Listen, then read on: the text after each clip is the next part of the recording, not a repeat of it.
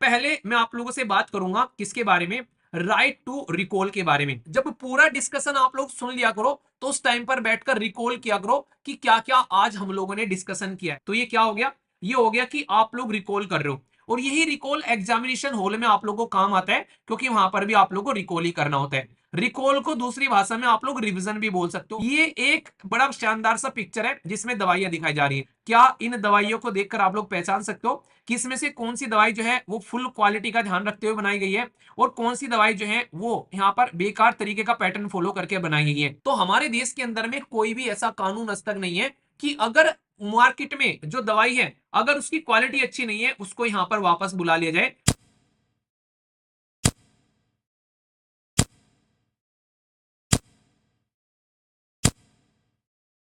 Right to recall के बारे में, राइट टू रिकॉल के बारे में क्या मतलब है पहले समझने की कोशिश करो, क्योंकि टॉपिक को जब आप लोग उसके मतलब में एक तरीके से टॉपिक की जब आप लोग रियलिटी में थीम समझोगे कि वो कहना क्या चाह रहा है तभी आप लोग समझोगे। तो राइट टू रिकॉल मैं आप लोग क्या कहता हूं, जब पूरा डिस्कशन आप लोग सुन लिया करो तो उस टाइम पर बैठकर रिकॉल किया करो कि क्या क्या आज हम लोगों ने डिस्कशन किया है। तो ये क्या हो गया, ये हो गया कि आप लोग रिकॉल कर रहे हो, और यही रिकॉल एग्जामिनेशन हॉल में आप लोगों को काम आता है, क्योंकि वहां पर भी आप लोगों को रिकॉल ही करना होता है। रिकॉल को दूसरी भाषा में आप लोग रिवीजन भी बोल सकते हो। बिना कॉपी खोले देखो कि क्या क्या आप लोगों ने सुना है, तो इससे आप लोग चीजों को समझोगे। अब ये क्या बना हुआ है, ये एक बड़ा शानदार सा पिक्चर है जिसमें दवाइयां दिखाई जा रही है। रंग बिरंगी दवाइयां हैं भाई साहब, अलग अलग लेवल की दवाइयां आप लोग को देखने को मिलेगी। क्या इन दवाइयों को देखकर आप लोग पहचान सकते हो कि इसमें से कौन सी दवाई जो है वो फुल क्वालिटी का ध्यान रखते हुए बनाई गई है, और कौन सी दवाई जो है वो यहाँ पर बेकार तरीके का पैटर्न फॉलो करके बनाई गई है। क्या आप में से कोई इतना साधु संत आदमी है कि दवाई को हाथ में लेकर, वो नहीं कहते कि ऐसे ऐसे हकीम हुआ करते थे कि हाथ पकड़कर नब्ज पकड़कर बता दिया करते थे कि शरीर के अंदर में बीमारी क्या है। हम में से कोई भी इतना बड़ा साधु संत टाइप का आदमी नहीं है कि वो दवाई को हाथ में लेकर बता दे कि भाई साहब स्कैन कर कर। तो दिक्कत क्या है, खाने की बाद में पता चलता है कि बॉडी के अंदर में कोई साइड इफेक्ट हो गया है, या फिर ये अपना इंपैक्ट नहीं डाल रही है, कोई बीमारी है तो बीमारी बढ़ती जा रही है। तो वहां से पता चलता है कि इस दवाई का लेवल कैसा है। इसको खाने की वजह से अगर किसी की डेथ हो गई है तो पता चलता है कि दवाई का लेवल कैसा है, यार इन्होंने तो बिल्कुल बेकार गोबर खिला दिया। तो ये कंडीशन आप लोगों को देखने को मिलेगी। तो यहां पर सिचुएशन क्या है, जैसे अभी हमारे देश के अंदर से क्या हुआ, खांसी की दवाई आ गई अफ्रीका कॉन्टिनेंट के अंदर में। वो खांसी की दवाइयां खाने से अफ्रीका कॉन्टिनेंट के अंदर में बहुत सारे बच्चों की जान चली गई। तो जब बहुत सारे बच्चों की जान चली गई उस पर्टिकुलर मेडिसिन की वजह से, तो क्या हमारे देश के अंदर में कोई ऐसा कानून है कि अगर कोई ऐसी दवाई मार्केट के अंदर में जा रही है तो उस दवाई को रिकॉल कर लो। रिकॉल मतलब मार्केट में जहां जहां भी वो दवाई डिस्ट्रीब्यूट की गई है, जिस जिस भी दुकान पर वो दवाई पहुंचाई गई है, उस दवाई को उस मार्केट की हर एक दुकान से हटा दो, ताकि और ज्यादा लोग उसको खाकर बीमार न हो। तो रिकॉल का मतलब क्या हो गया कि उसको मार्केट से रिमूव कर दो, क्योंकि वो हार्मफुल है, उसके साइड इफेक्ट है शरीर के ऊपर में। तो ये देखने को मिलता है। नॉर्मली दवाई बनाई कैसे जाती है, दवाई में क्या चीजें हम लोग को ध्यान रखनी चाहिए। एक तो दवाई जो है वो प्रॉपर एक प्रोसीजर फॉलो करके बनानी चाहिए, तो तब मार्केट के अंदर में आनी चाहिए। प्रोसीजर फॉलो करके बना ली, पर लेकिन फिर भी यहाँ पर दिक्कत क्या हो रही है, पता चला दवाई जो है वो एक्सपायर्ड कैटेगरी की है। तो ये सबसे बड़ी दिक्कत देखने को मिलती है। उनके अंदर में जो मटेरियल लिया गया है वो मटेरियल जिनको आप लोग एक्टिव फार्मास्यूटिकल इंग्रेडिएंट्स एपीआई बोलते हैं उनको, एक्टिव फार्मास्यूटिकल इंग्रेडिएंट्स। तो क्या उसके अंदर में जो एपीआई इस्तेमाल किया गया है तो क्या वो एक्सपायर नहीं था, वो अप टू द मार्क था। तो ये चीजें देखने वाली है यहाँ पर।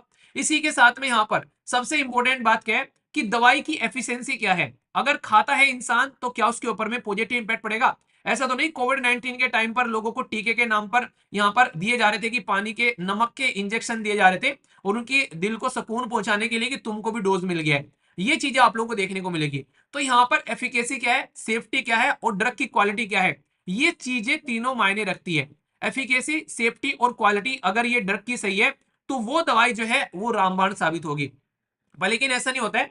हमारे देश के अंदर में एक तो मटेरियल कई बार सब स्टैंडर्ड का यूज किया जाता है। भाई साहब चाइना से आता है तो चाइनीज माल कैसा होता है बताने वाली बात नहीं है, ठीक है।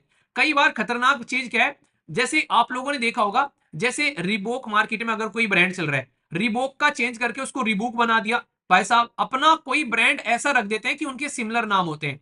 तो कई बार कई सारी दवाई जो है मेडिसिन वो फेमस है मार्केट के अंदर में, तो उनसे मिलता जुलता नाम रख दिया दवाई का। ये इतना खतरनाक है, सोच के देखो। यहाँ पर एक दवाई है जो कि फीवर को ठीक करती है, दूसरी दवाई है वो कैंसर को ठीक करती है, तीसरी दवाई है वो भाई साहब बॉडी के अंदर में एलर्जी को ठीक करती है। अगर इन तीनों दवाइयों के नाम जो हैं वो एक जैसे आप लोगों ने रख दिए हैं, तो सोच के देखो, जिसको एलर्जी की दवाई लेनी थी उसने कैंसर की दवाई ले ली, और जिसने कैंसर की दवाई लेनी थी उसने फीवर की दवाई ले ली। तो ये कितना ज्यादा खतरनाक हो सकता है। तो अपनी दवाई, अपने प्रोडक्ट का एडवर्टीजमेंट करने के लिए ऐसी घटिया हरकतें करती हुई भी यहाँ पर कंपनी जो है वो पाई जाती है। तो इसलिए यहाँ पर पब्लिक को इसके बारे में अवेयरनेस होना, दवाइयों के नाम जो है वो डिफरेंट होना, ये बहुत ज्यादा जरूरी है। क्योंकि अगर मार्केट में कोई प्रोडक्ट आएगा, लोगों को ये कैसे समझेंगे, सारी की सारी दवाइयां लाल पीली काली नीली होती हैं। अगर ये दवाई यहाँ पर उसको समझ में नहीं आ रही है, कोई और दवाई उसने ले ली, ये दवाई देने वाले से भी गलती हो गई, तो इनमें डिस्टिंक्शन यानी कि डिफरेंस होना चाहिए। तो ये कंज्यूमर तक सही दवाई पहुंचनी चाहिए। तो हमारे देश के अंदर में कोई भी ऐसा कानून आज तक नहीं है कि अगर मार्केट में जो दवाई है, अगर उसकी क्वालिटी अच्छी नहीं है, उसको यहाँ पर वापस बुला लिया जाए। तो ऐसा कोई भी कानून हमारे देश के अंदर में आज तक आप लोगों को देखने को नहीं मिलेगा। तो नीड है देश के अंदर में क्या होना चाहिए कि ड्रग फॉर, जो यहाँ पर need for the drug recall law in India, ताकि हम लोग उनको वापस बुला सकें। यहाँ पर नीड है कि सेंट्रल रेगुलेटरी जो अथॉरिटी है वो यहाँ पर इसको लेकर आए ऐसे किसी कानून को, और इसके बाद में यहाँ पर अगर कोई ऐसी सब स्टैंडर्ड क्वालिटी की कोई ड्रग आती है, उसको मार्केट से वापस बुलाया जा सके, ताकि वो किसी की हेल्थ पर नेगेटिव इंपैक्ट यहाँ पर न डाले। तो ये चीजें आप लोग यहाँ पर अंडरस्टैंड कर सकते हैं, ठीक है। हमारे देश के अंदर में आज की डेट में कोई ऐसा कानून क्यों नहीं बना है, अगर मैं आप लोगों से पूछूं आप लोग इसके बारे में क्या बोलोगे। तो भाई साहब, ये सारी चीजें क्या होती है ना, अगर कोई कानून बनता है, जैसे मैं बोलूं कि नोटा का बटन हमारे देश में आ गया, अब यहाँ पर जिसकी वोट जो है वो नोटा से नीचे है, उसको मार्केट से हटा दो, 6 साल का बैन लगा दो। ये काम कौन करेगा? पॉलिटिशियन कानून लेकर आएंगे। तो पॉलिटिशियन ऐसा कानून क्यों बनाएंगे जिससे कि उनके गर्दन पर तलवार लटक जाए? आप लोग खुद सोचो, क्या कोई ऐसे कानून बनाएगा? नहीं बनाएगा। तो ठीक है, यहाँ पर भी ये नहीं बना रहे, क्यों? क्योंकि भाई साहब, हमारे देश के अंदर में अगर देखोगे, मल्टीपल एजेंसी काम करती है।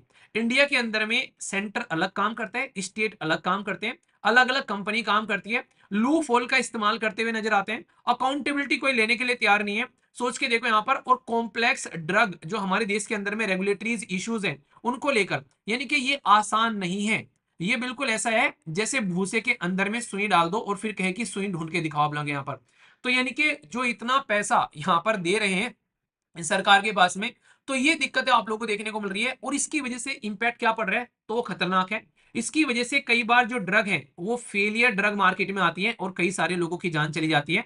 और कई बार तो ऐसा होता है कि भाई साहब, मार्केट में उतार दी ड्रग और उसके बाद में टेस्ट किया जा रहा है। समझ रहे हैं आप लोग यहाँ पर कितना खतरनाक है?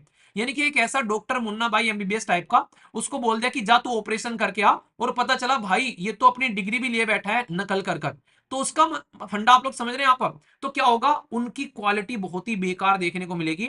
जब क्वालिटी बेकार है तो क्या कर सकते हैं भाई साहब, किसी की जान भी ले सकती है वो दवाई। समझ रहे हैं आप लोग यहाँ पर, ये चीज कितनी ज्यादा खतरनाक है, और अक्सर लोग जो है इसको हल्के में लेते हैं। पब्लिक हेल्थ क्राइसिस देखने को मिल सकता है। और इससे भी बड़ी बात मैं आप लोगों को बता दूं, जो इतनी खतरनाक है आप लोग समझ में नहीं सकते। सोच के देखो, कई सारे लोग कह रहे हैं सर कोविशील्ड की वजह से अब लोगों को हार्ट अटैक आ रहे हैं। अभी मान लीजिए यहाँ पर 100 लोग जो हैं, 100 लोग यहाँ पर अगर कोविशील्ड लिए हैं, और 100 लोग में से अगर एक इंसान को हार्ट अटैक आ गया, उसकी डेथ हो गई, तो यहाँ पर सब लोग कह रहे हैं कि यार कोविशील्ड ने एक इंसान को मार दिया। सही बात है कि एक भी इंसान नहीं मरना चाहिए, पर यहाँ पर चीजें हैं प्रोबेबिलिटी की दोस्त। सोच के देखो, कोविशील्ड अगर उस टाइम पर यहाँ पर नहीं लगाई जाती, तो 100 में से हो सकता था कि 60 लोगों की जान चली जाती। तो उस टाइम पर कोविशील्ड ने जो इंपैक्ट डाला है, वो 60 लोगों की जान बचा ली है। और अगर 60 लोगों की जान के बदले यहाँ पर अब किसी इंसान को, इंडिविजुअल को, कोई इस तरीके की टीटीएस जैसी कोई अगर प्रॉब्लम निकल कर आ रही है, तो ये नॉर्मली जस्टिफाई मानी जाती है। मैं ये नहीं कह रहा हूं कि एक इंसान मर गया सही है, पर फिर भी कंपेरेटिवली चीजें देखी जाती हैं जिंदगी में। ये चीजें आप लोग समझ सकते हैं। एक साइड में यहाँ पर 50,000 लोगों को मारना है, और एक साइड में यहाँ पर एक लोग की जान जानी है, तो आप लोग क्या डिसीजन लोगे? ये एथिक्स के अंदर में केस स्टडी आती है ऐसी। तो यहाँ पर ऐसा नहीं कि ये कह देंगे कि नहीं एक को मार दो, पहले तो सॉल्यूशन देखो कि एक भी बचा लिया जाए।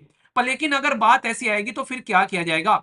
तो ये चीजें यहाँ पर समझने वाली है। तो इसलिए यहाँ पर आप लोग इन चीजों को लेकर इस तरीके से मत देखो। जिंदगी में आप लोग तो हजारों डिसीजन लेते हो यार ऐसे।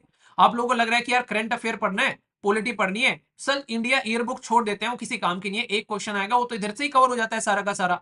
तो आप लोग भी तो डिसीजन ले रहे हो ना, सुबह को सो रहे हो, उठ रहे हो, अलार्म बंद करना है, सोना है, उठना है, आप लोग भी वो डिसीजन ले रहे हो जो आप लोग को अच्छा लग रहा है।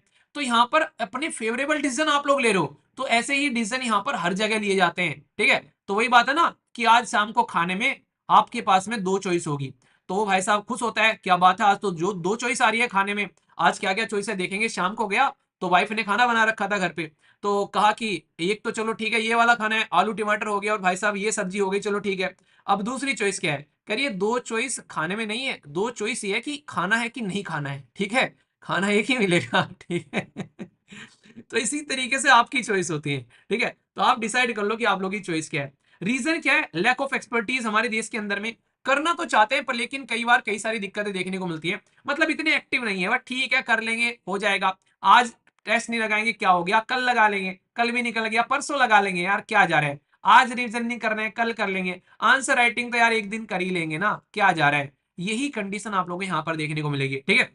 तो इसलिए जरूरी है यहाँ पर आज की डेट में हमारे देश के अंदर में जो ये दवाइयां हैं, खासकर दवाई बनाने वाली कंपनी है, वो कुकर मुत्ते की तरह यहाँ पर उग रही है। हमारे देश में जेनरिक दवाई बनाने का एक हब बन गया आज की डेट में, पर लेकिन जेनरिक दवाई बनाने का हब तो है, पर लेकिन इस हब की क्वालिटी कौन चेक करेगा, इसके बारे में किसी को नहीं पता है। तो ये आगे आने वाले टाइम में देखने वाली बात होगी। तो देखते हैं सिचुएशन क्या निकल कर आती है। अभी जो मैंने आप लोगों को बताया ये बातें हैं जो आप लोग यहाँ पर ध्यान रख सकते हैं, इसको लेकर कोई भी डाउट आप लोगों को यहाँ पर नहीं होना चाहिए, ठीक है? पर लेकिन क्या इसके लिए कोई क्वेश्चन आप लोग लिख सकते हैं? तो आप लोग जरूर लिखेगा, एक इंटरेस्टिंग सा क्वेश्चन है, आप लोग इसको अटेम्प्ट करने की कोशिश जरूर करना। अगर ऑफिसर बनना चाहते हैं तो आंसर राइटिंग को लाइफ का पार्ट बना लो, वरना भूल जाओ, सपनों में भी कभी ऑफिसर बन पाओगे अगर इसमें आलस करोगे। लिखना है कुछ भी लिखो उठा के, पर लिखना स्टार्ट करो at least. To create an effective recall mechanism, the responsibility of recalling drug has to be centralise, यानी कि हमारे देश के अंदर में सेंट्रलाइज ऑथोरिटी होनी चाहिए कहीं ना कहीं। यूनियन गवर्नमेंट को कुछ ऐसा बनाना चाहिए कि देश के हर एक हिस्से में अगर ड्रग का डिस्ट्रीब्यूशन कर दिया गया है तो उसको वापस लिया जाए, ठीक है? तो ये आप लोग यहाँ पर ध्यान रखना। तो इसको आप लोग अच्छे से अटेम्प्ट करना, बहुत सारी चीजें मैंने आप लोगों को बता दी है। और फिर आप लोगों को यहाँ पर क्वेश्चन दिया जाएगा, क्वेश्चन का मॉडल आंसर भी आप लोगों को देखने को मिलेगा। एक बात ध्यान रखना, एक बच्चा कह रहा है कि सर अगर मैं आज ज्वाइन करता हूं मॉडल आंसर के लिए तो क्या मुझे पुराने सारे मॉडल आंसर मिलेंगे? जी हाँ, अभी टोटल मिलाकर उस पर्टिकुलर ग्रुप के अंदर में 357 मॉडल आंसर आप लोगों को प्रोवाइड कराए जा चुके हैं, और उसके साथ में एक्स्ट्रा इंफॉर्मेशन भी रहती है जो कि प्रीलिम्स के में या फिर वनडे टाइप एग्जाम में काम आती है। अगर ये क्वेश्चन का मैं बात करूं तो ये 358वां क्वेश्चन होगा आज। अगर आज ही आप लोग जाकर यहां पर आंसर राइटिंग ग्रुप में आंसर राइटिंग लिखना स्टार्ट करते हैं तो 357 क्वेश्चन के मॉडल आंसर ऑलरेडी वहां पर अलग अलग टॉपिक के आप लोगों को मिल चुके हैं। सर्च करोगे जाकर, उसका एक प्रॉपर आंसर आप लोगों के पास में होगा, उसको देखकर आप लोग एटलीस्ट अपना आंसर स्टार्ट कर सकते हो, ठीक है? इसके लिए छोटा सा काम बस आप लोगों को करना है, वो क्या है? आप लोग यहां पर इस पर्टिकुलर नंबर पर जाना 8076659165, और व्हाट्सएप पर जाकर मैसेज कर देना कि मुझे आंसर राइटिंग ग्रुप ज्वाइन करना है। आप लोगों को प्रोसीजर बता दिया जाएगा और आसानी से आप लोग ज्वाइन कर सकते हो। इसी को ज्वाइन करने के साथ में मेंटोरशिप भी आप लोगों का फ्री है, और ये मंथली नहीं है, ये लाइफ टाइम है। एक बार ज्वाइन कर लो और फिर इसको एंजॉय करो, पर लेकिन कोशिश करना अगर ज्वाइन कर लो, लग सकता है आप लोग की 499 रुपए होते ही क्या है, पर लेकिन इसको ज्वाइन करो तो आंसर लिखना जरूर, वरना ज्वाइन मत करना, भीड़ मत बढ़ाना, ये आप लोगों से रिक्वेस्ट है, ठीक है?